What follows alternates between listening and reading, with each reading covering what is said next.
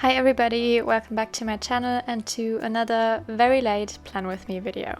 Today I am setting up my bullet journal for September, and as you can see I am going for a design with a cutout again. I did something similar to this, or at least something with a cutout, last year in October, which I really loved. You can check that out above. And that picture that you just saw for a second there is actually what inspired this theme. It was a picture of Lago di Como in Italy, which is where I will be going on holiday with my boyfriend later this month. So I decided to match my bullet journal theme to that holiday. I actually went there as a kid a lot on holiday with my family, but I haven't been there since I was 12, so quite a while ago. But I did want to use a picture that wasn't just from the internet, so the picture I'm choosing for this is actually one that my parents took the last time they were there.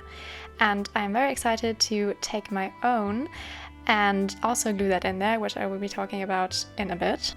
And for this design, I'm just going to glue that picture I have on one page, and then the page in front of that I cut out to make it look like these columns that are just overgrown with plants, and then this balcony in the middle, and you can kind of look through that arch that's framed by the columns and the balcony and look out onto the lake.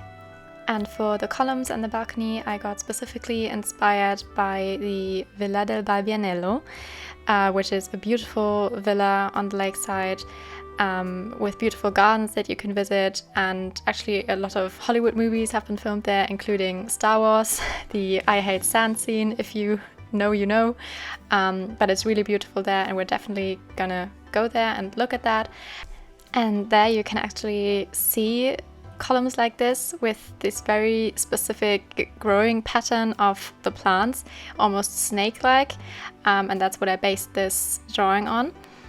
And now, as you can see, I also colored in the other side of this cutout page, firstly because it just looks ugly if it's left blank, and secondly because I want to add my own picture from my holiday, which I mentioned. So I'm just going to take my favorite picture of maybe the favorite memory I make on the trip and glue that in there so I can look through this beautiful archway onto my favorite holiday memory. And I think that's a really cute idea, and I'm very excited to put my picture in. For the title, I used an Archer&Olive Acrylograph marker in this light pink that I think kind of matches the roofs of some of the houses you can see in the picture. And then I outlined it with some darker grey markers, and actually I started first with my pencil because it wasn't standing out enough from the sky background.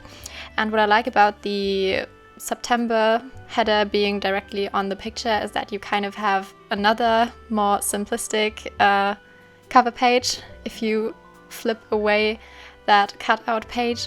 And to decorate it, I actually got a bunch of washi tape with these marble designs on it specifically for this theme, and I decorated the edges with it just so that you couldn't see it if you flip over the cutout page, but that it kind of nicely accentuates the more simple cover page with just the picture and the washi tape. Moving on to my calendar spread, and as you might have noticed, I sped this part of the video up quite a bit more than the first part, and that's just because I very much like the cover page I came up with for this theme, but I didn't think a lot about how I would design the other spreads in the setup, because I definitely didn't want to do cutout pages for every single spread. So I did end up not liking the other pages in this setup quite as much, so I didn't want to give them too much time in this video because I just think they're kind of boring compared to the cover page.